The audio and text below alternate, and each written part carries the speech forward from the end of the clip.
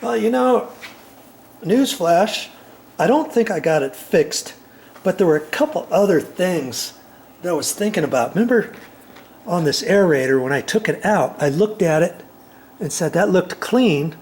Well, did you know you can pull this part out too? And I did. And I had to kind of tap it on the counter and get a little screwdriver in through there and hold my mouth just right, and it came out. And then I was able to kind of check that all out. And that was clean.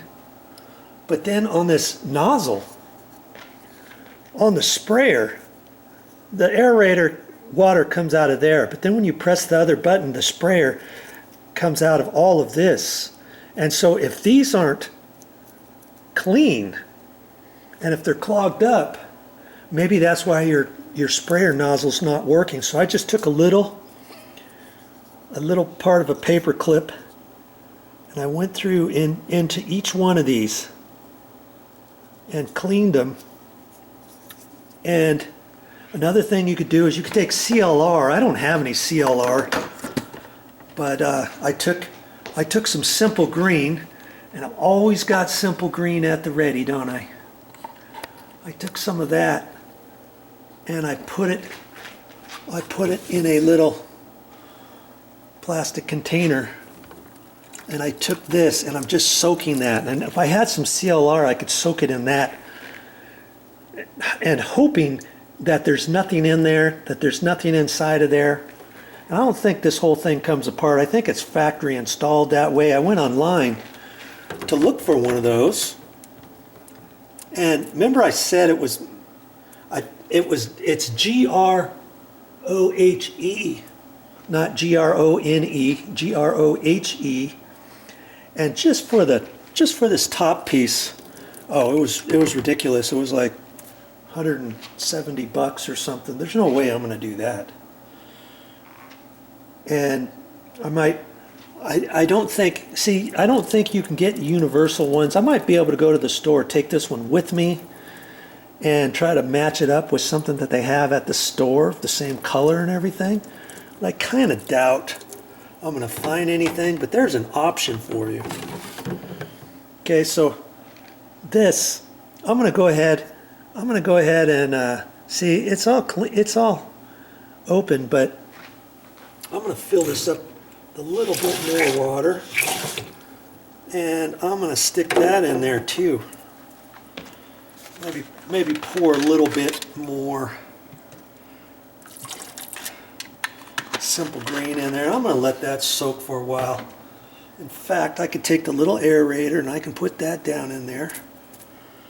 Not that I have to, but got all that stuff in there, and maybe, just maybe, there might be some alkaline, hard water that got up in there and it crystallized inside of there, possibly.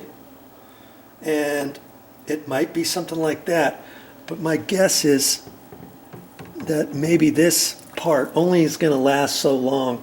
And if something happens inside of there, I don't think you can get parts for that. I think you got to buy a whole new one, or if I can't find a new universal one that fits on there, I might have to replace this whole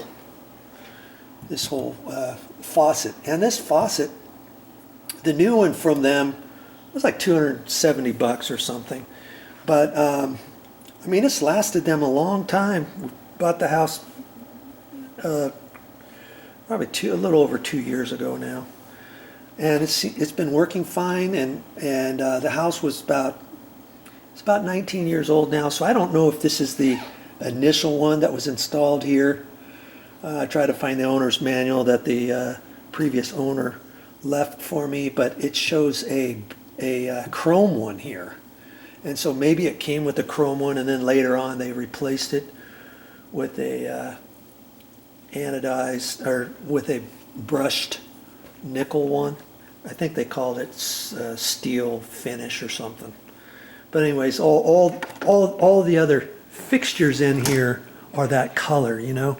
You always want to look at your existing to see what color you have in your kitchen, you know, before you start replacing a faucet and just getting anything there, getting a black one, getting a polished chrome one. It wouldn't really match with anything else, right?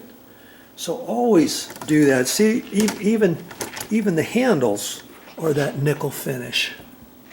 That's what you try to do. And so when we got our toaster, we wanted to get a stainless steel type color, you know, that matches all this kind of stuff. Okay, so I'm holding out little hope that maybe I can get this clean and maybe I can make it work, but I don't know. I just thought I would add that information in case it's a help. Well, that's all I got for this time, but I'll be back with more videos.